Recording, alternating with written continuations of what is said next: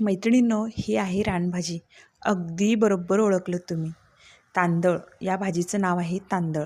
खायला खूप छान आणि टेस्टी अशी लागणारी भाजी आहे. मी आता ही रानामध्ये भाजी तोडत आहे.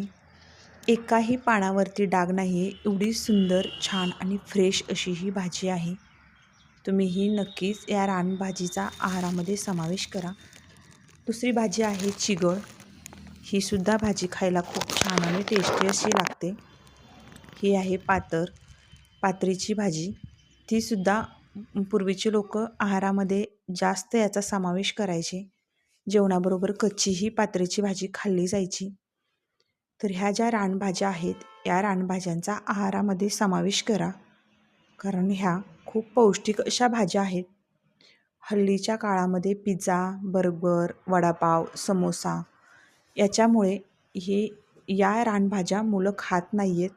तर तुम्ही या रानभाज्या तुमच्या शेतामध्ये जर असतील तर नक्की तोडून आणा आणि त्याचा आहारामध्ये समावेश करा. मुलांना याची टेस्ट नक्कीच कळाली पाहिजे, कारण मुलांनी जर ह्या भाज्या खाल्ल्या तर पुढे जाऊन या भाज्या आहारामध्ये जाणार आहेत. दुसरी महत्त्वाची गोष्ट म्हणजे या ज्या भाज्या आहेत, या भाज्या तुम्ही शेतकऱ्यांच्या जवळ घ्या, कारण त्याच्यावरती औषध फवारणी नसणार आहे. त्या भाज्या तुम्हाला ताज्याही शेतकऱ्यांच्या जवळ मिळू शकतील. ही भाजी मी शेतातून तोडून आणलेली आहे.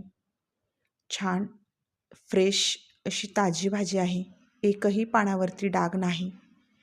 खायला खूप टेस्टी लागते. मला तर फार आवडते.